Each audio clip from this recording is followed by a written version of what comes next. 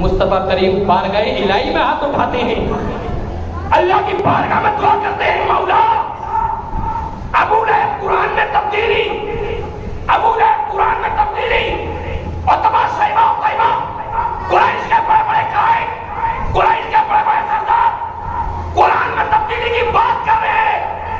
رب فرماتا ہے محبوب پریشان ہونے کی ضرورت نہیں ہے، ہم نے موسیٰ کو بلایا تھا جب توریت تھی، توریت کہا موسیٰ آؤ توریت لے جاؤ، موسیٰ توریت لے گئے، داؤد تم آؤ زبور لے جاؤ، زبور دے دی گئی، عیسیٰ تم بھی آؤ انجیل لے جاؤ، لیکن اے قرآن، اے قرآن، اے ہمارے کلام، ہم اپنے حبیب کو بلائیں گے نہیں، ہم اپنے نبی کو بلائیں گے نہیں، اگر یہ مکہ میں تو مکہ میں جاؤ، مدینے میں تو مدینے میں چلا جاؤ۔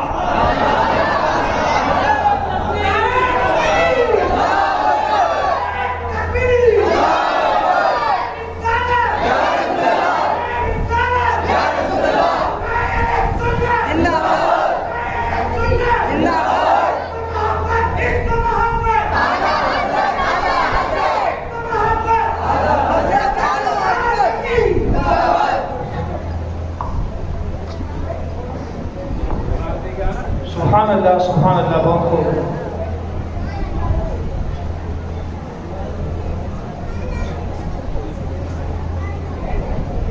تو عزیزان گرامی وقار، اللہ رب العزت نے حضرت موسیٰ کو بلایا اور موسیٰ سے یہ کہا کہ اے موسیٰ یہ کلام ہمارا ہے اور دے رہے ہیں تمہیں، موسیٰ کلام ہے ہمارا لیکن دے رہے ہیں تمہیں، موسیٰ اس کی حفاظت کی ذمہ داری ہمارے سر نہیں ہے، کلام ہے ہمارا دے رہے ہیں تمہیں، حفاظت کی ذمہ داری ہمارے سر نہیں، داؤد آؤ زبور لے جاؤ، لیکن اے داؤد زبور جو لے جا رہے ہو اس کی حفاظت کی ذمہ داری ہمارے سر نہیں، عیسیٰ آؤ انجیل لے جاؤ، لیکن اے عیسیٰ انجیل تو تم لے جا رہے ہو اس کی حفاظت کی ذمہ داری ہمارے سر نہیں، لیکن اے حبیب اے محمد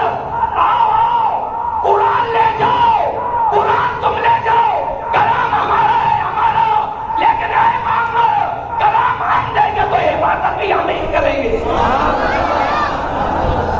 کلام ہمارا ہے تو حفاظت بھی ہم کریں گے۔ السلام علیکم ورحمۃ اللہ تعالی وبرکاتہ، نحمدہ ونصلی علی رسولہ الکریم، اما بعد فاعوذ باللہ من الشیطان الرجیم، بسم اللہ الرحمن الرحیم۔ عن انس قال قال رسول اللہ صلی اللہ علیہ وسلم طلب العلم فریضۃ علی کل مسلم وواسع العلم عند غير كمقلد الخنازير الجواهر واللؤلؤ والذهب، صدق الله العظيم وصدق رسوله النبي الأمين المكين المبين الكريم، ونحن على ذلك لمن الشاهدين والشاكرين والذاكرين والزاهدين، والحمد لله رب العالمين۔ محترم سامعین، سیدی و سندی اعلیٰ حضرت امام احمد رضا خان یعنی قطب زمان، صاحب علم و عرفان یعنی مصنف کنز الایمان، ہم سنیت کی جان، حقانیت کی پہچان، ان کی بڑی ہے شان، اللہ جن پر ہے مہربان، ان کا نام ہے احمد رضا خان علیہ رحمہ۔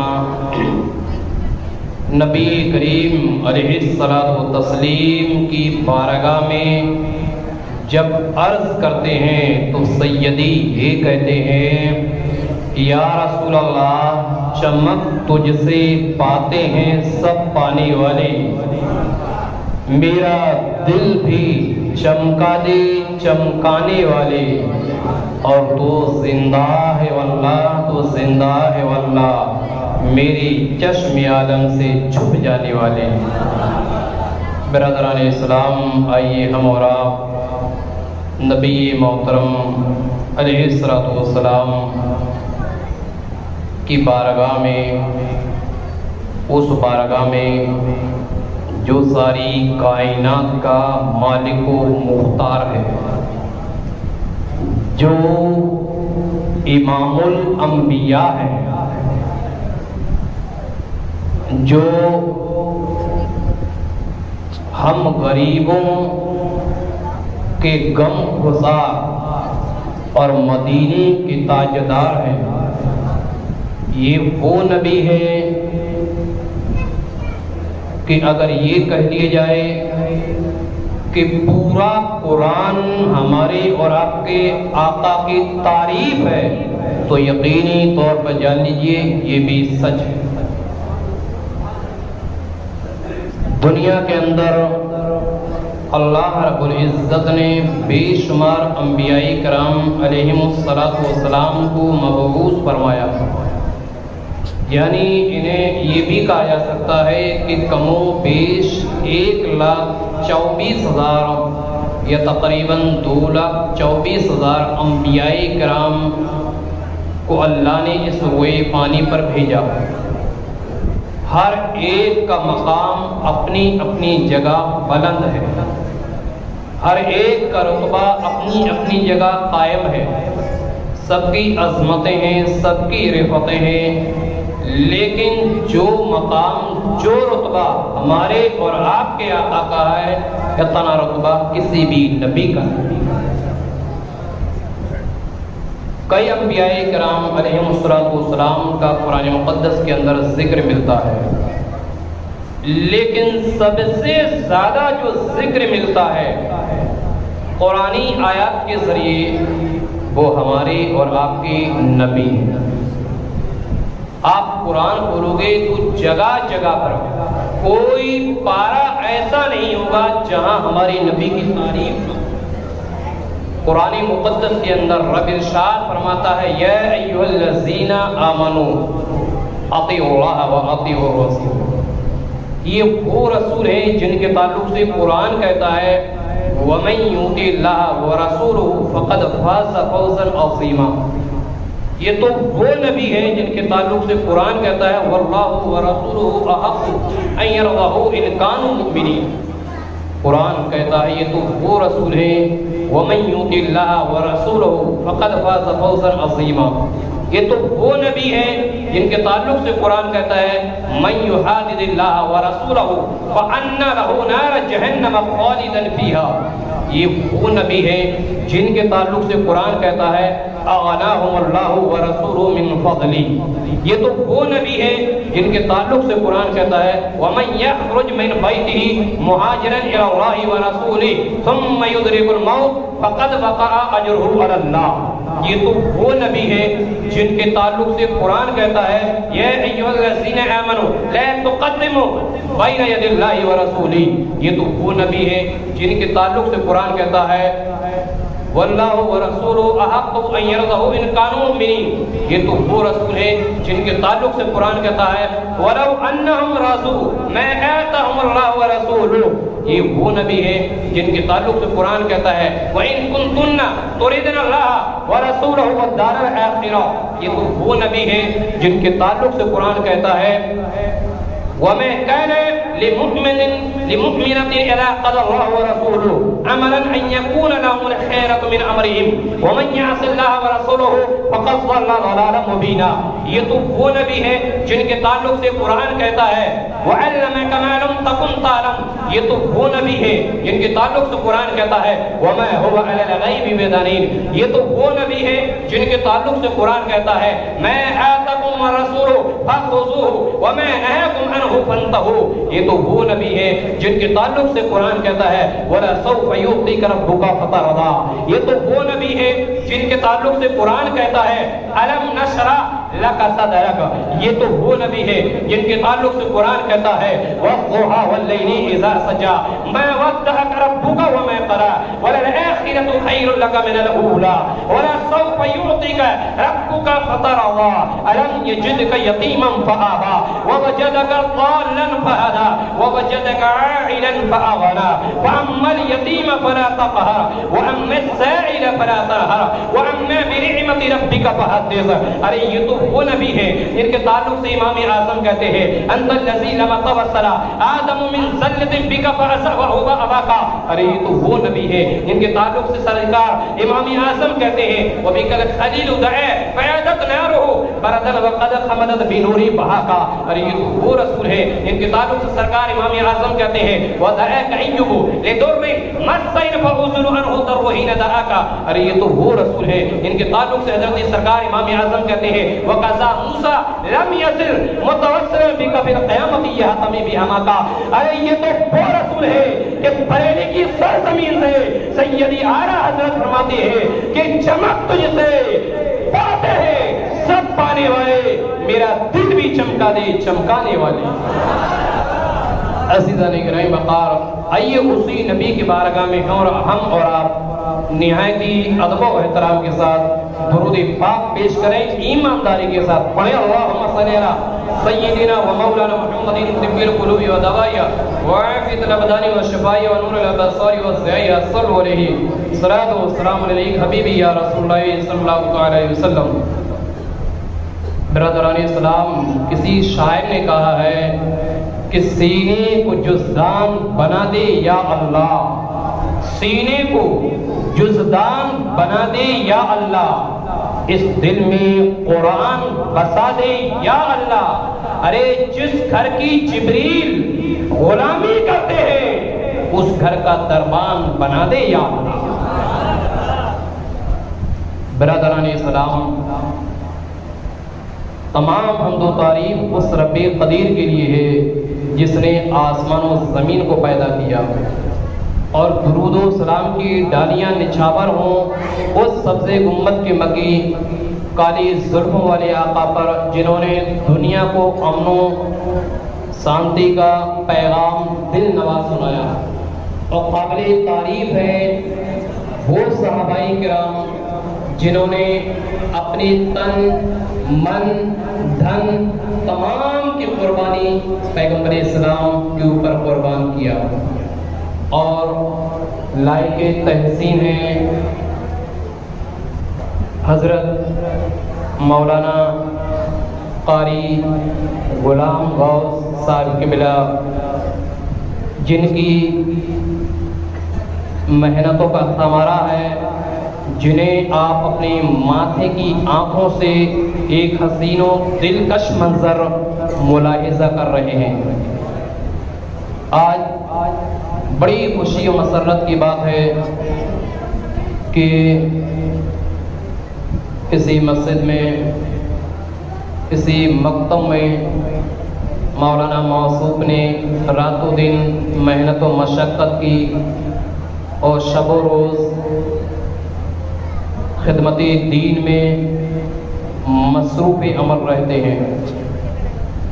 مولانا موصوف نے بے حد محنتیں کی، توجہ دی، جب جا کے آج یہ حسین دلکش منظر ہمارے اور آپ کی آنکھوں کے سامنے موجود ہے. قابل تعریف ہے حافظ محمد شاہ رخ عالم صاحب کے والدین کہ جنہوں نے سالوں اپنی اولاد کو اپنی نظروں سے اوجھل رکھا تاکہ وہ اللہ کی پاکیزہ کتاب قرآن کو اپنے سینے میں بسا لیں. آپ یقین جانیں کہ مدرسے کے اندر مثال کے طور پر اگر 100 بچے داخلہ لیتے ہیں تو ان میں سے 40 یا 50 بچے ہی پڑھتے ہیں. اس کے بعد کوئی نہ کوئی عذر پیش آ جاتا ہے یا وہ خود بخود بھاگ جاتے ہیں. یہ تعلیم جو ہے قرآن و حدیث کا علم ہر کسی کو حاصل نہیں ہوتا ہے. یہ ان لوگوں کو ہوتا ہے، ان لوگوں کو جن کی قسمتیں بلند ہوتی ہیں، یہ ان لوگوں کو حاصل ہوتا ہے جن کے ماں باپ رات و دن اپنے اللہ کی بارگاہ میں، رب کی بارگاہ میں روتے ہیں، گڑ گڑاتے ہیں، تمنائیں کرتے ہیں، عرض کرتے ہیں، اللہ کی بارگاہ میں درخواست کرتے ہیں کہ میرے رب اس بچے کو ہم نے تیری راہ کے لیے چھوڑا ہے، رب تیرے راستے کے لیے چھوڑا ہے، اللہ تیرے دین کے لیے چھوڑا ہے، میری پروردگار ہمارا کام تو تیرے راستے کے لیے بچے کو نکالنا ہے، رب العالمین منزل مقصود تک پہنچانا اللہ تیرے کام ہے، مولا یہ تو تیرے ہاتھ میں ہے، اللہ یہ تیری قدرتی کاملہ کے سائے میں بچہ رہے اور پھلے پھولے اور ایک دن اللہ تیرے کلام کا یہ حافظ ہو۔ برادران اسلام، قرآن مقدس 28واں پارہ سورہ حشر کے اندر اللہ ارشاد فرماتا ہے لو انزلنا هذا القرآن على جبل لرأيته خاشعا متصدعا من خشیۃ اللہ۔ رب یہ ارشاد فرماتا ہے کہ اگر اس قرآن کو، توجہ دیجیے گا، اس قرآن کو، کس قرآن کو؟ اس قرآن کو جو پڑھانے والے حضرت حافظ وقاری مولانا غلام غوث صاحب قبلہ نے محنت و مشقت سے جس قرآن کو پڑھایا، یاد کرایا اور حافظ شاہ رخ صاحب نے یاد کیا، اس کلام کا نام ہے قرآن مجید۔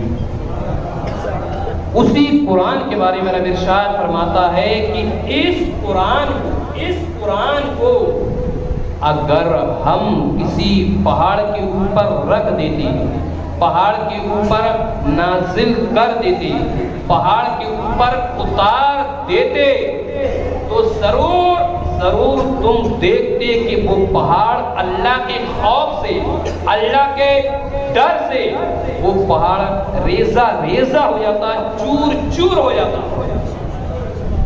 اتنا بڑا پہاڑ، اتنا پاورفل پہاڑ، اتنا طاقتور پہاڑ، اگر اس قرآن کو اس پہاڑ پر رکھ دیتے، نازل کر دیتے، تو رب کے خوف سے چور چور ہو جاتا۔ لیکن یہ تو رب کا کرم ہے، مصطفیٰ کی نظر عنایت ہے کہ اللہ کے بندے اور مصطفیٰ کے چھوٹے چھوٹے امتی اپنے سینوں میں اس قرآن کو بسا رہے ہیں۔ عزیزان گرامی وقار، اسی لیے ہم کہتے ہیں اللہ تیرا لاکھ لاکھ شکر و احسان ہے پروردگار۔ یہ کوئی عام کتاب نہیں ہے، دنیا کے اندر بے شمار کتابیں ہیں، آپ پڑھو گے تو ثواب پاؤ گے، نہیں پڑھو گے تو کوئی بات نہیں ہے، یا کسی کتاب کو دیکھ لو تو ثواب نہیں ہے۔ قرآن ایک ایسی کتاب ہے کہ جس کو پڑھنا بھی ثواب، جس کو دیکھنا بھی ثواب، جس کو سننا بھی ثواب۔ اس سے اندازہ لگا سکتے ہو کہ جب قرآن کا اتنا مقام، اتنا رتبہ، تو اندازہ لگاؤ کہ جس سینے میں یہ قرآن ہی موجود ہو، اس شخص کا عالم کیا ہوگا، اس کا رتبہ کیا ہوگا۔ آج میں حافظ شاہ رخ کے والد صاحب بیٹھے ہوئے ہیں، میں آپ کو مبارکباد پیش کرتا ہوں کہ آپ کا بچہ حافظ قرآن ہوا۔ یقین جانیں کہ جس گھر میں ایک حافظ قرآن ہو جائے، ایک حافظ قرآن، تو اللہ اس کی 7 پشتوں کو بخش دیتا ہے۔ ایک حافظ، اللہ اس کی 7 پشتوں، 7 پیڑھیوں کو بخش دیتا ہے۔ حدیث پاک کے اندر آتا ہے کہ ایک طالب علم کے تعلق سے صحابہ نے پوچھا، رسول پاک کی بارگاہ میں ذکر ہوا کہ ایک مدرسے کا بچہ انتقال کر جائے، اس کو قبرستان میں دفن کر دیے جائے، قبرستان میں مدرسے کے بچے کو دفن کر دیے جائے تو 40 قبروں پہ عذاب ہے، 40 قبروں پہ عذاب نہیں ہوگا. تو صحابہ تکبیر، نعرہ رسالت، مسلک اعلی حضرت علماء اہل سنت. تو صحابہ کرام نے عرض کیا یا رسول اللہ جو 40 قبریں ہیں، اب 40 تو بول دیا گیا، بولے یہ دائیں کی ہیں، بائیں کی ہوں گی، یا آگے کی ہوں گی، یا پیچھے کی ہوں گی، کون سی قبریں ہوں گی؟ میرے نبی ارشاد فرماتے ہیں کہ طالب علم کو، یعنی جو مدرسے میں جو بچہ پڑھتا ہے اس کو جہاں دفن کیے جائے چاروں طرف کی 40 قبروں پہ اللہ عذاب نازل نہیں، اللہ عذاب اٹھا لے گا. اور سننا چاہیں گے طالب علم کی اہمیت کیا ہوتی ہے؟ حدیث پاک کے اندر آتا ہے ان کا مقام، ان کا رتبہ دیکھیں. میرے نبی ارشاد فرماتے ہیں کہ اگر طالب علم کسی قبرستان سے گزر جائے نا، کسی قبرستان سے گزر جائے، کیا مطلب؟ اگر قبرستان کے راستے سے گزر کے چلا جائے یا ادھر سے آ جائے تو اللہ 40 دن تک مردوں پر سے عذاب اٹھا لیتا ہے. 40 دن تک مردوں پہ عذاب نہیں ہوتا. تو بھائی اب ان کے والد صاحب یہاں بیٹھے ہوئے ہیں، حافظ صاحب موجود ہیں. اب اندازہ کرو کہ آپ جس محلے میں یہ رہتے ہیں وہ محلہ بھی کتنا مبارک ہو گیا. ظاہر سی بات ہے کہ حافظ صاحب اگر روزانہ نہ جائیں 1 مہینے بعد بھی جائیں، ابے بھائی تو پورا قبرستان بھی عذاب سے بچ جائے گا. لیکن شرط یہ ہے کہ ایمان کے ساتھ گیا ہو، ہے نا، شرط یہ ہے کہ ایمان کے ساتھ گیا ہو. اس سے اندازہ لگائیں کہ طالب علم کی کتنی فضیلت ہے. مصطفیٰ کریم فرماتے ہیں طلب العلم فریضۃ علی کل مسلم وواسع العلم عند غیری کمقلد الخنازیر الجواہر واللؤلؤ والذهب رواه ابن ماجہ و مشکاۃ.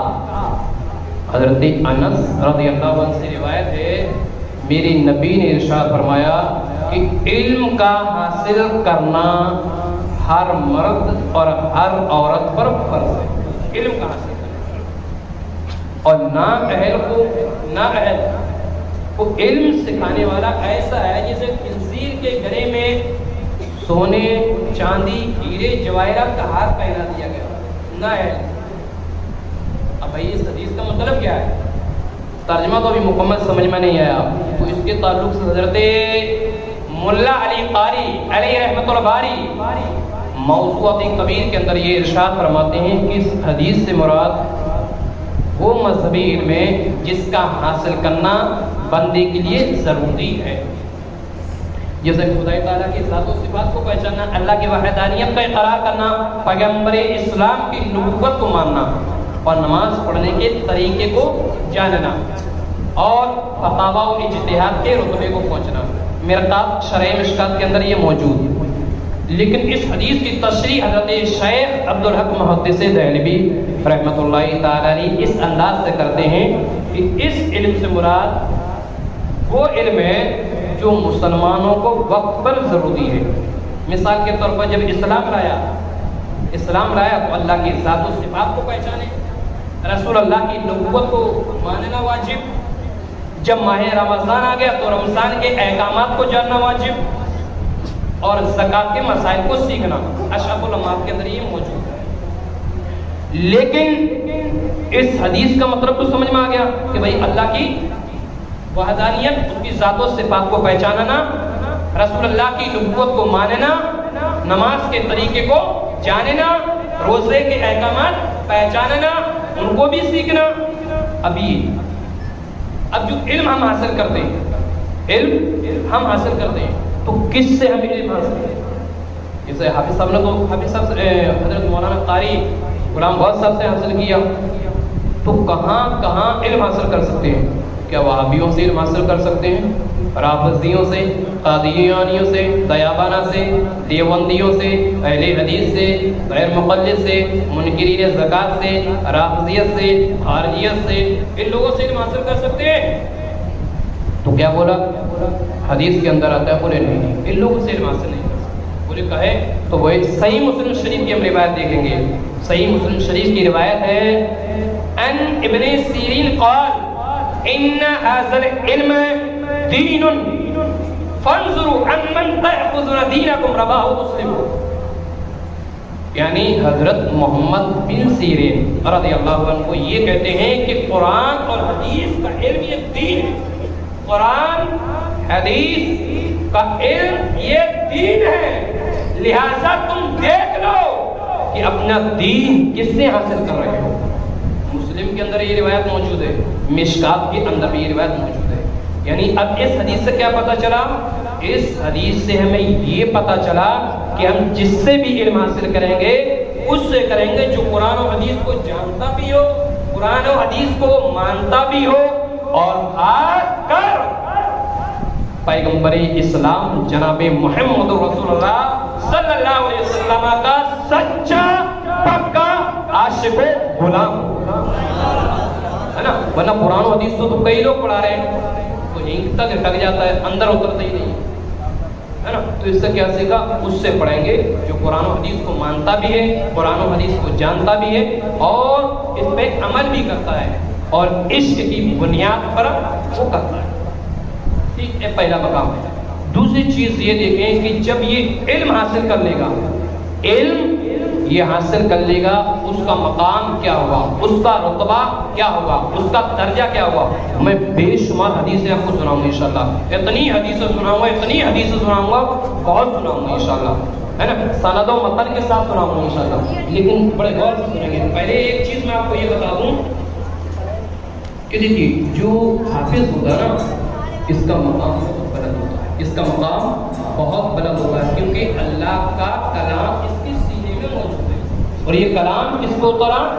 یہ کلام اترا ہے ہمارے اور آپ کے آقا جناب محمد رسول اللہ. یہ کلام کس کو اترا ہے؟ ہمارے اور آپ کے آقا جناب محمد رسول اللہ صلی اللہ علیہ وسلم پر. اندازہ کریں آپ, مولانا صاحب نے آپ کو بتایا ہوگا جمعہ کے دن کہ اللہ کی جانب سے بے شمار کتابیں نازل ہوئی, کچھ صحیفے نازل ہوئے, اور 4 کتابیں جو ہوئی یہ بڑی مشہور ہے, جیسا کہ توریت حضرت موسیٰ پر, زبور حضرت داؤد پر, انجیل حضرت عیسیٰ پر, اور قرآن یہ ہمارے نبی پر نازل ہوا. کب نازل ہوا؟ کب؟ تو چلو قرآن سے پوچھتے کب. قرآن کہتا ہے اِنَّا أَنزَلْنَاهُ, بے شک ہم نے اسے اتارا. یہ انزلناہو, یہ ہود کو جو زمین لوٹ رہی ہے قرآن کی طرف, یہ ہود جو زمین لوٹ رہی ہے قرآن کی طرف, کہ بے شک ہم نے اتارا کس کو؟ قرآن کو. کب؟ فی لیلۃ القدر, شب قدر, شب قدر میں اتارا. اِنَّا أَنزَلْنَاهُ فِي لَيْلَةِ الْقَدْرِ وَمَا أَدْرَاكَ مَا لَيْلَةُ الْقَدْرِ. ارے بھائی لیلۃ القدر کیا ہے؟ شب قدر کیا ہے؟ تو کہتے ہیں خیر من الف شہر. ارے یہ شب قدر تو وہ ہے جو 1000 مہینوں سے بہتر ہے. ایک مہینے سے نہیں, ہزاروں مہینوں سے بہتر شب قدر. اس میں یہ قرآن اترا, وہ کس کو اترا؟ ہمارے آقا پر. رمضان کا مہینہ کیوں چنا گیا؟ کسی اور مہینے میں بھی قرآن اتر سکتا تھا, اور کسی اور نبی پہ بھی یہ کلام اتر سکتا تھا. بھائی توریت جب اتر سکتی تھی تو قرآن بھی کسی اور پر اتر سکتا تھا نا. زبور کسی اور پر, انجیل کسی اور پر, دوسرے صحیفے آدم و موسیٰ ہو, نوح وغیرہ وغیرہ, ان انبیاء کرام کو جو اترے تو قرآن بھی کسی اور پر. قرآن اس لیے ہمارے نبی کو اوپر نازل ہوا کہ اللہ کے جتنے بھی کلام ہیں, اللہ کی جتنی بھی کتابیں ہیں, ان تمام کتابوں میں سب سے افضل کوئی کتاب ہے وہ ہے قرآن. اور اللہ کے جتنے بھی نبی ہیں ان تمام نبیوں میں افضل ہے محمد رسول اللہ. اور جتنے بھی مہینے ان تمام مہینوں میں افضل ہے رمضان. اس لیے اللہ نے اس کلام کو ایسے مہینے میں نازل کیا جو تمام مہینوں سے افضل ہو, ایسے نبی پر نازل کیا جو تمام نبیوں میں افضل ہو.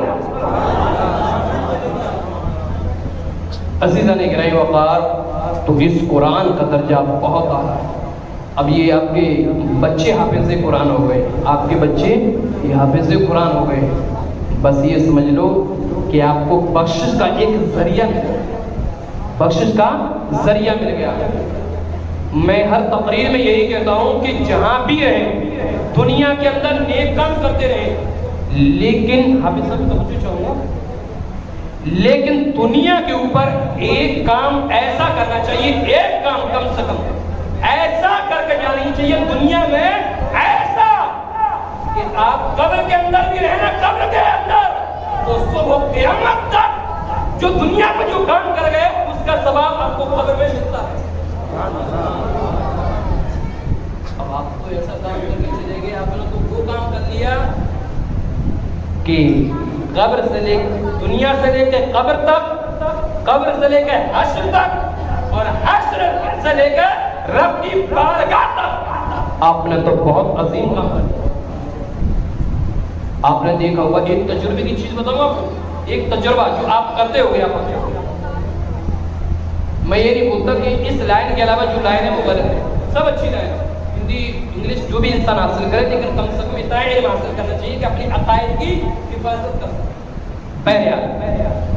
آج ایک ہمارا بچہ اگر پولیس والا بن جائے، ایس پی بن جائے، بھائی ڈی ایس پی بن جائے، انجینئر بن جائے، سی ایم بن جائے، پی ایم بن جائے، ایس پی بن جائے، ڈی ایس پی بن جائے، آئی جی بن جائے، بہرحال جو بھی، اگر جب ہمارا بچہ یہ ڈگریاں حاصل کر لیتا ہے نا، یہ ڈگریاں جب ہمارا بچہ حاصل کر لے، سب کی بات نہیں کر رہا ہوں، کچھ اچھے بھی ماشاءاللہ، اگر جب یہ ڈگریاں حاصل کر لے تو ماں باپ ڈرتے ہیں اس اولاد سے کہ کہیں ہماری زبان سے کوئی ایسا لفظ نہ نکل جائے کہ جس کی وجہ سے ہماری اولاد ہم سے ناراض ہو جائے۔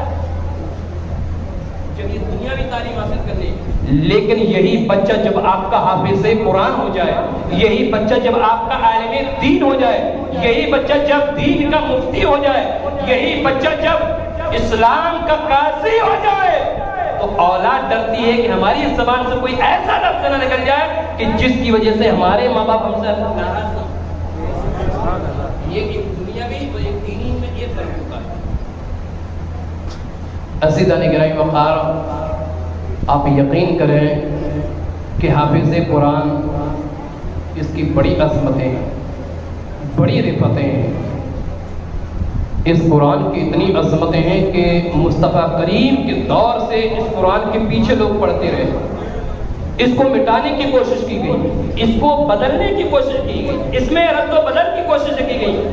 کہیں ابو جہل پڑھا تھا، کہیں ابو لہب پڑھا تھا، کہیں عتبہ پڑھا تھا کہ اس قرآن میں تبدیلی کر دی جائے، کہیں عتیبہ پڑھا تھا کہ اس قرآن کو بدل دیا جائے، کہیں مکے کے بڑے بڑے لوگ، بڑے بڑے سردار، بڑے بڑے قریشوں کے قائد جو چلے تھے قرآن کو مٹانے کے لیے، جو چلے تھے قرآن کو ختم کرنے کے لیے، جو چلے تھے قرآن میں تبدیل کے لیے، جو چلے تھے قرآن میں رد و بدل کے لیے، لیکن تاریخ ہے کہ ابو لہب مٹ گیا، قرآن ویسا کا ویسا ہی، ابو لہب مٹ گیا، قرآن جیسا تھا ویسا ہی، عتبہ، شیبہ، عتیبہ، بڑے بڑے قریشوں کے قائد مٹ گئے، لیکن قرآن میں کوئی تبدیلی نہیں کر سکا۔ عصر حاضر میں بھی ایک نطفہ غلیظ، عصر حاضر میں بھی ایک نطفہ غلیظ مسجد ہے، کیا اس کو بولے،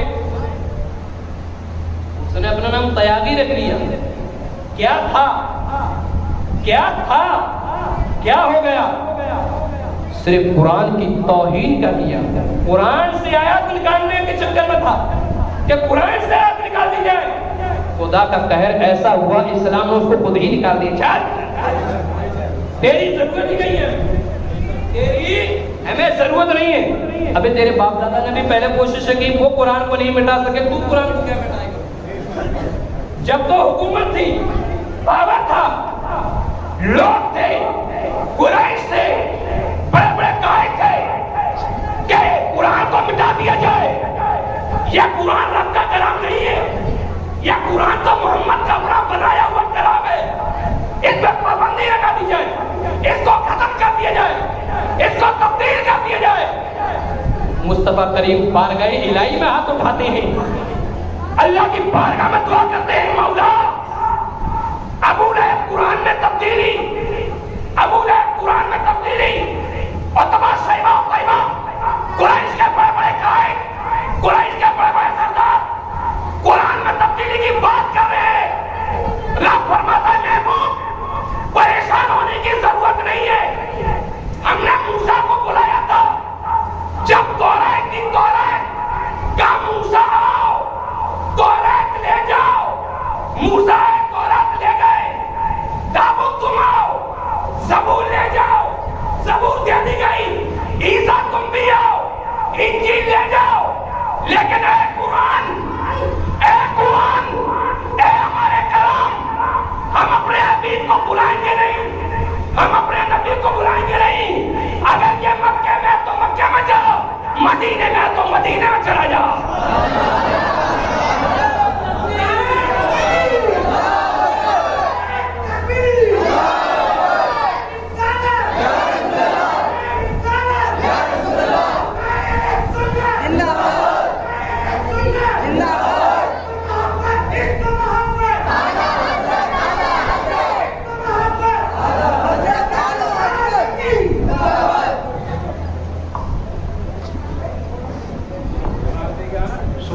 سبحان اللہ بہت خوب۔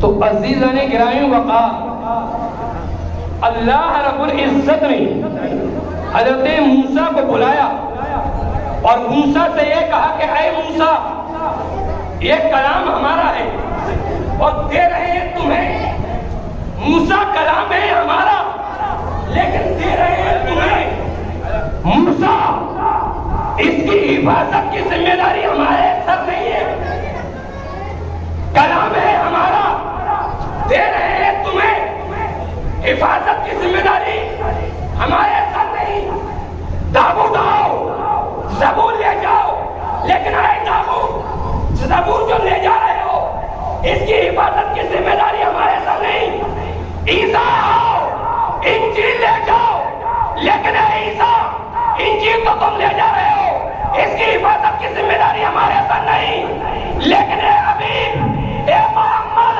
آؤ قرآن لے جاؤ، قرآن تم لے جاؤ، کلام ہمارا ہے ہمارا، لیکن اے محمد کلام ہم دیں گے تو حفاظت بھی ہم ہی کریں گے، کلام ہمارا ہے تو حفاظت بھی ہم کریں گے۔ اللہ فرماتا ہے نحن نزلنا الذکر وإنا لہ لحافظون کہ اے حبیب یہ قرآن ہم نے اتارا ہے، ہم نے تم پہ اتارا ہے، لیکن حبیب قرآن اتارا ضرور ہے، اس کی حفاظت کی ذمہ داری ہمارے سر ہے، ہمارے سر۔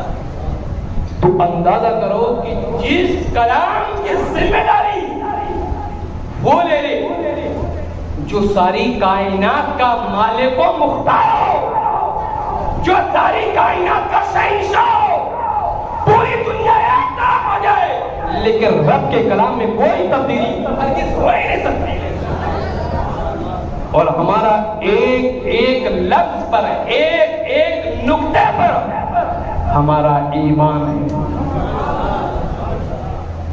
عزیزان گرامی وقار تو میں پھر کہوں گا کہ آپ بڑے قابل تعریف ہیں، مجھے تو ایسا لگ رہا ہے میں آپ کو دیکھوں اور ان کے اوپر تقریر کروں، آپ کو دیکھوں ان کے اوپر تقریر کروں۔ آج کا منظر بڑا سہانا ہے، اللہ اکبر۔ یہ سمجھ لیجیے کہ آپ نے بخش حضرت مولانا غلام غوث صاحب قبلہ نے آپ کو، صرف آپ ہی کو نہیں، آپ کے پورے گھر کو، آپ کے پورے گھر ہی کو نہیں بلکہ آپ کے پریوار کو، آپ کے پریوار کو، آپ کو آباء و اجداد جو گزر چکے ان سے لے کر آج تک کے لیے بخشش کا تحفہ تو میں نے دیا ہے، بخشش کا ذریعہ دے دیا، اور اللہ قسم حدیث پاک کے اندر تو یہ آتا ہے کہ جب میدان محشر میں نفسی نفسی کا عالم ہوگا وہاں کوئی کسی کا نہیں ہوگا، تفصیل میں نہیں جاؤں گا، میرا موضوع یہ نہیں ہے، بس ایک جملہ کہوں گا کہ وہاں کوئی کسی کا نہیں ہوگا، آخر میں ہمارے نبی آئیں گے اور پھر ہر ایک عالم کو جسے اللہ حکم دے گا، ہر ایک حافظ کو، ہر ایک مفتی کو، ہر ایک حاجی و غازی کو اللہ حکم دے گا اور حافظوں سے فرمائے گا حافظت کریں گے جی رب جلیل۔ رب فرمائے گا حافظ تمہارا باپ کہاں ہے؟ اللہ یہ ہے۔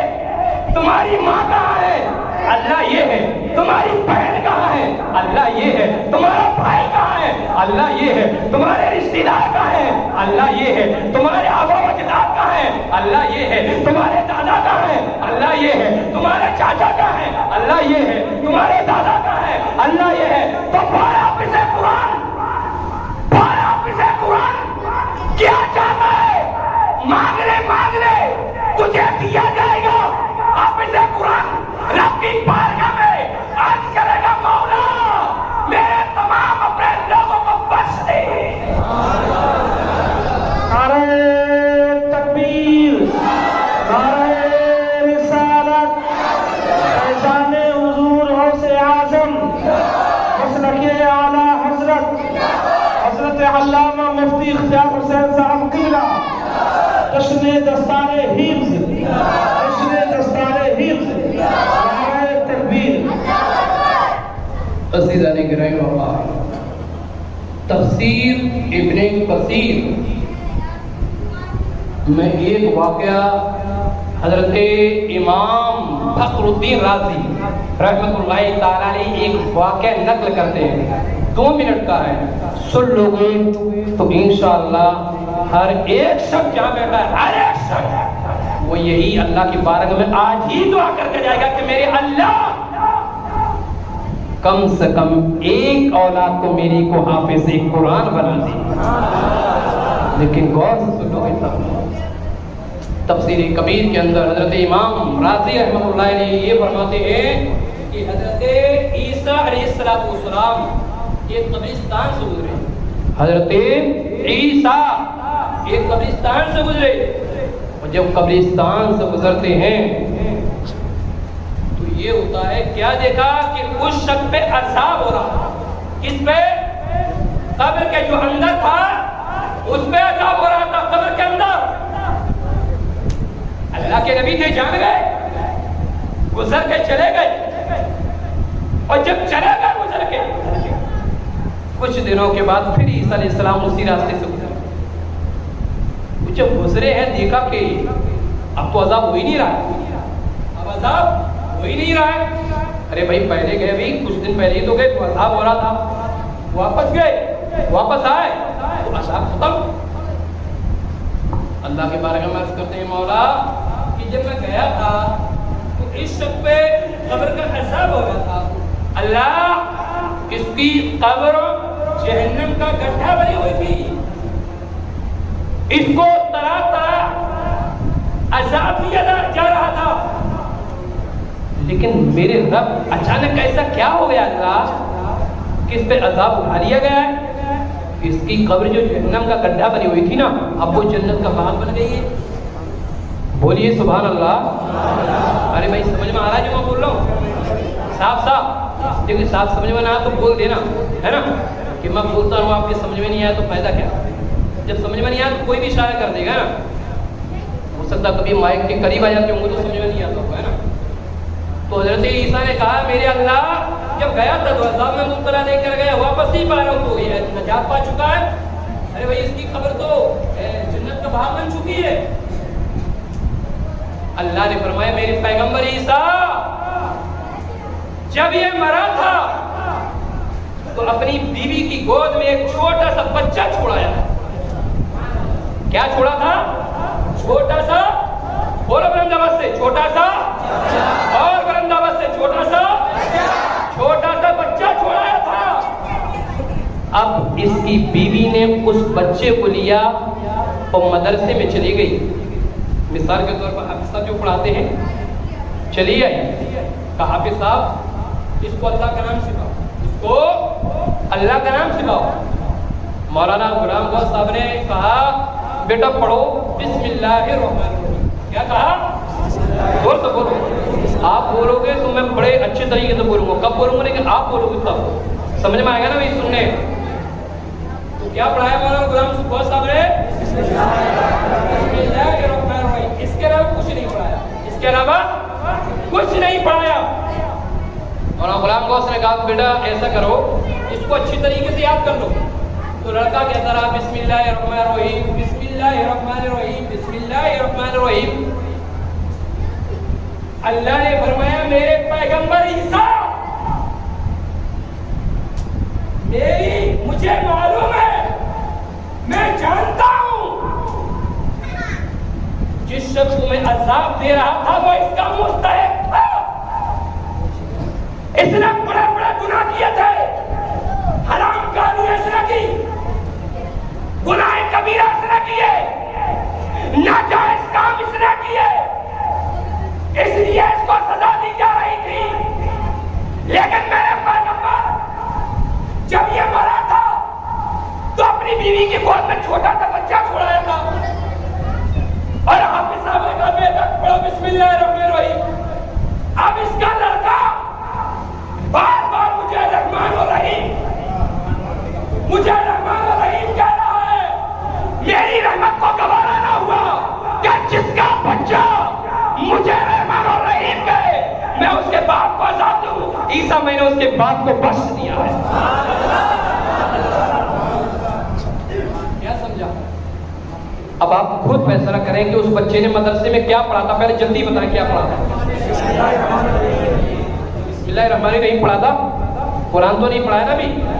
قرآن تو نہیں پڑھا. ناجائز کام اس کے باپ نے کیے. گناہ کبیرہ اس کے باپ نے کیے. حرام کاری اس کے باپ نے کی. بڑے بڑے گناہ کی. جب ہی نہ ایسا برا تھا تو اندازہ لگاؤ اور ناش کرو اپنی اولاد پر. ناش کریے. اللہ کا شکر ادا کیجیے کہ پروردگار تیرا لاکھ لاکھ شکر و احسان ہے مولا کہ تو نے میری اولاد کو حافظ قرآن بنایا. ناش کریے. اور جس کی بھی اولاد حافظ قرآن ہو عالم دین ہو مفتی ہو تو رب کا شکر ادا کیجیے کہ اللہ تو نے ہماری اولاد کو حافظ قرآن بنایا. ارے اندازہ کرو کہ جس اولاد نے بھی بسم اللہ پڑھی ہے جب اس کے باپ کو بخش دیا گیا تو اندازہ کرو کہ جس کا بچہ اللہ کا پورا کرم اپنے سینے میں بخشا ہے تو اس کے باپ کی کیوں مغفرت نہیں ہوگی. جب ایک بسم اللہ کا یہ مقام ہے کہ اللہ اس کے باپ کو بخش دے تو جو بچہ اپنے قرآن کو اپنے سینے میں بچا لے اس کے ماں باپ کا کیا مقام ہوگا. اس کا کیا درجہ ہوگا. میدان محشر کا حال ملاحظہ کیجیے. اللہ گنہگاروں کو جہنم کا حکم فرما چکا ہوا کہ جاؤ جہنم. ناز کرو. قسم اللہ کی ناز کرو. قسمت پہ ناز کرو. آپ بھی جو چہرہ دیکھ رہے ہو ناز کرو. بولا سبحان اللہ. کون ہاتھ اٹھا کر سبحان اللہ. اللہ اکبر. اللہ اکبر. برادران اسلام جب گنہگاروں کو جہنم جانے کا حکم ہو چکا ہوگا جا رہے ہوں گے لیکن اچانک دو صف دیکھیں گے. دو صف گنہگار. دو صف. ایک عورتوں کی صف دوسری مردوں کی صف. ارے بھائی دو صف. ایک عورتوں کی صف دوسری مردوں کی صف. گنہگار عرض کریں گے اللہ یہ کون ہے. لیکن جب گنہگار ان کے چہرے کو دیکھیں گے مردوں کے چہرے کو عورتوں کے چہرے کو اللہ سے عرض کریں گے مولا یہ کون لوگ ہیں. اللہ کون لوگ ہیں یہ کہ جن کے چہرے چاند کی طرح چمک رہے ہیں. اللہ کون لوگ ہیں یہ کہ جن کے چہرے سے جن کے چہروں سے سورج بھی روشنی کی بھیک مانگ رہا تھا. سورج پوری دنیا کو روشن کرتا ہے. پوری دنیا کو. اور سورج بھی जिनके चेहरे से रोशनी की भीख मांगे, चांदनी मांगे, अंदाजा करो कि उन लोगों के चेहरे कितने चमक रहे होंगे, कितने चमक रहे होंगे, बहुत ज्यादा चमक रहे होंगे ना। फिर गुनहगार ये देखेंगे कि एक सर पे ताज रखा हुआ है। भाई क्या रखा है? ताज, ताज, ताज, ताज, इतना हसीन और जमील ताज। तो गुनहगार अर्ज करेंगे मौला ये कौन लोग है? जब हमारा रब फरमाएगा ऐ लोगों, ऐ मेरे बंदों, ये वो माँ बाप है, वो माँ बाप, ये वो माँ बाप है क्या जिन्होंने अपनी औलाद को अपने से दूर रखा, अपने से दूर, सालों दूर रखा। ये वो माँ बाप है जिन्होंने अपनी औलाद को आलिम दीन बनाया, कुरान का हाफिज बनाया। अज़ीज़ान इकराम वक़ार, किस्मत पे नाज़ करो। अल्लाह कसम क्या दर्जा है। एक हदीस सुना दूं, इन्हीं के ऊपर सुनाओ, सुना दूं। जामे तिर्मिज़ी की ये रिवायत, मिशकात के अंदर भी ये रिवायत, अबू दाऊद के अंदर भी ये रिवायत। अन अबी उमामा अल-बाहिली क़ाल ज़ुकिरा li रसूलिल्लाह सल्लल्लाहु अलैहि वसल्लम रजुलानी अहदुहुमा आबिद वल-आखिर आलिम फ़क़ाल रसूलुल्लाह सल्लल्लाहु अलैहि वसल्लम फ़ज़लुल आलिम अलल आबिद कफ़ज़लि अला अदनाकुम ثم قال رسول الله صلى الله عليه وسلم إن الله وملائكته وإلى السماوات والأرض حتى النملة في جورها وحتى الحوت لا يصلون على معلم الناس الخير رواه الترمذي. इसका तर्जुमा सुन लोगे ना तो इंशाअल्लाह दिल की दुनिया बदल जाएगी। बोला सुभान अल्लाह। बुलंदाबाद से और बुलंदाबाद से हजरत अबू उमामा बाहिली रज़ियल्लाहु ताला अन्हु ये बयान करते हैं कि हमारे और आपके आका कौन? जनाब मुहम्मद रसूलुल्लाह सल्लल्लाहु अलैहि वसल्लम के सामने दो आदमियों का जिक्र हुआ। कितनों का हुआ? थोड़ा सहारा दे दो। दो का जिक्र हुआ। उनमें से पहला कौन था? आबिद। कौन? आबिद। दूसरा आलिम। पहला कौन था? दो से दूसरा आलिम। एक आबिद, दूसरा आलिम। भाई आबिद कैसे कहते हैं? आबिद उसे कहते हैं कि जो अल्लाह की इबादत करता है, जो अल्लाह की इबादत करता हो, इबादत करने वाला, रातों दिन अल्लाह की इबादत करता हो। कब? रातों दिन। और आलिम किससे कहते हैं भाई? आलिम। इनको देख लो, ये आलिम। इनको देख लो, मौलाना गुलाम गौस साहब को देख लो, ये है आलिम। आलिम। आबिद का क्या मकाम है? आबिद का क्या मकाम है? रातों दिन अल्लाह की इबादत करने वाला और उसका जिक्र करने वाला। क्या है? या एक कह लो कि अल्लाह की तारीफ करने वाला, अल्लाह की तारीफ करने वाला। अब देखो एक आलिम और एक आबिद की फजीलत और इनका फर्क देखो। आबिद वो है जो रातों दिन अल्लाह की इबादत करे। और मेरे नबी इरशाद फरमाते हैं कि आबिद पर आलिम की फजीलत, आबिद पर आलिम की फजीलत इसी तरीके से है जैसे मेरी फजीलत तुम्हारे अदना आदमी पर। अदना आदमी, भाई अदना आदमी के सामने क्या हैसियत? हमारे नबी के सामने एक अदना की क्या हैसियत है? क्या हकीकत? और हुजूर फरमाए जैसे मेरी हकीकत, मेरी फजीलत तुम्हारे आदमी पर, अदना आदमी पर। और फिर हुजूर फरमा रहे हैं कि जो लोगों को भलाई सिखाता है, लोगों को भलाई सिखाता है। कौन भाई भलाई सिखाते हैं? आपके इमाम साहब भलाई सिखाते हैं। अब ये सिखाएंगे, अब कौन सिखाएगा? आपके हाफिज साहब। कौन सिखाएगा? आपके हाफिज साहब। तो मेरे नबी इरशाद फरमाते हैं जो लोगों को भलाई सिखाता है, दीन की बातें बताता है, उस पर अल्लाह की, फरिश्तों की और तमाम मोमिनीनों की रहमतें नाज़िल होती। کا مقام کیا ہوگا؟ میرے نبی آگے ارشاد فرماتے ہیں، ابھی پوری حدیث کا ترجمہ نہیں ہوا، آگے سنیں پھر ان کا مقام کیا ہے۔ میرے نبی ارشاد فرماتے ہیں یہ وہ لوگ ہیں جنہوں نے قرآن کو پڑھا، قرآن کو اپنے سینے میں لیا، ان کا وہ مقام ہوتا ہے کہ اللہ تو رحمت نازل فرماتا ہے، پھر اس کا تو ان کے لیے دعا کرتے ہیں۔ ارے بھائی جو مچھلیاں پانی کے اندر رہتی ہیں نا وہ بھی ان کی بخشش کے لیے دعا،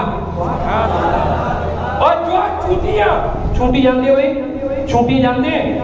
ارے بھائی چینٹی جانتے ہیں؟ چینٹی تو جانتے ہیں نا، اسی کو بولتے ہیں چونٹی۔ حضور فرماتے ہیں جو مچھلیاں پانی کے اندر رہتی ہیں وہ صرف دو چیزیں ذکر کرتی ہیں، دو ذکر۔ کون سا ذکر؟ ایک ذکر تو وہ اللہ کا کرتی ہیں، چینٹیاں دو ذکر کرتی ہیں صاحب، صرف دو ذکر۔ ایک ذکر تو وہ کرتی ہیں چینٹیاں کہ اللہ کی تعریف بیان کرتی ہیں، اللہ کا ذکر کرتی ہیں، اور دوسری اللہ سے ایک دعا کرتی ہے، اور وہ دعا یہ ہے کہ اللہ مدرسے میں پڑھنے والے بچے کی بخشش فرما دی۔ مدرسے میں پڑھنے والے بچے کی بخشش فرما دی۔ ترمذی کی روایت، مشکات کے اندر بھی روایت، ابو داؤد کے اندر بھی یہ روایت۔ عزیز علی گرامی وقار، وقت کافی ہو چکا ہے، صرف یہ بخاری کی روایت اور سن لیں، ہمیں جانا ہوگا، ہمارا ڈرائیور انتظار کر رہا ہے، بس ایک حدیث۔ عن ابن عباس قال قال رسول اللہ صلی اللہ تعالی علیہ وسلم فقیہ واحد اشد علی الشیطان من الف عابد۔ میرے نبی ارشاد فرماتے ہیں کہ ایک عالم دین، عالم کون ہے بتاؤ جاؤ، زور سے بتاؤ، زور سے۔ اتنا بتا کہ ایک گھنٹہ تقریر کر کے آپ کو یہ بھی نہیں پتا عالم کیسے کہتے ہیں، زور سے بولو، ہاتھ سے اشارہ بھی کرو، اشارہ کرو، پورے سب لوگ اشارہ کرو۔ ہاں عالم کون ہے؟ آپ کے ہاتھ۔ مصطفیٰ کریم کیا فرماتے ہیں؟ ایک عالم عابد پر، عابد ایک عالم شیطان پر ہزار عابدوں سے زیادہ بھاری ہے۔ ایک عالم یعنی شیطان پر ہزار عابد بھی اتنے بھاری نہیں ہے جتنا شیطان پر صرف ایک عالم ہے۔ ایک حدیث میں سنو، بس ایک حدیث پہ معاویہ قال قال رسول اللہ صلی اللہ علیہ وسلم، بڑی پیاری روایت ہے، بڑے غور سے سنیے گا۔ من يريد الله به خيرا يفقهه في الدين وانما انا قاصد والله يؤتي رباه بخاری و مسلم۔ حضرت امیر معاویہ رضی اللہ عنہ سے روایت ہے، حضور علیہ الصلوۃ والسلام نے فرمایا کہ اللہ جس کے ساتھ بھلائی چاہتا ہے، جس کے ساتھ بھلائی چاہتا ہے اسے دین کی سمجھ عطا، سبحان اللہ، اللہ جس کے ساتھ بھلائی چاہتا ہے اسے دین کی سمجھ عطا فرماتا ہے۔ اور میں قاسم ہوں، اللہ دینے والا ہے، میں بانٹنے والا ہوں۔ اللہ جو دیتا ہے تو ڈائریکٹ مخلوق کو نہیں دیتا، ڈائریکٹ مخلوق کو نہیں دیتا، پہلے اللہ مصطفیٰ کو دیتا ہے، مصطفیٰ مخلوق میں تقسیم کرتا ہے۔ بخاری کے اندر، مسلم کے اندر، ابن ماجہ کے اندر۔ عزیزان گرامی، اس سے اندازہ لگا لیں کہ پڑھے لکھے عالم و حافظوں کو کیا مقام ہے۔ بس ایک چھوٹی حدیث سنیں پھر ختم کر رہے ہیں، اب حدیث آ رہی ہے تو بس ایک چھوٹی حدیث۔ عن ابن عباس تدارس العلم سیئتا من الغیر خیر رواہ دارمی۔ حضرت ابن عباس یعنی حضرت عبداللہ ابن عباس رضی اللہ تعالیٰ عنہ یہ فرماتے ہیں، بھائی بڑے غور سے سن لیجیے گا، بڑے غور سے، اللہ قسم بڑی پیاری روایت ہے، بہت پیاری، پوری تقریر کا حاصل کرام یہ چھوٹی روایت، اس سے ہی اندازہ لگا لیجیے کہ ان کا مقام بھائی کیا ہوتا ہے، ان کا مقام کیا ہوتا ہے۔ حضرت عبداللہ ابن عباس رضی اللہ تعالیٰ عنہ وہ یہ کہتے ہیں کہ رات میں ایک گھڑی کوئی علم دین پڑھ لے، علم دین کتنا؟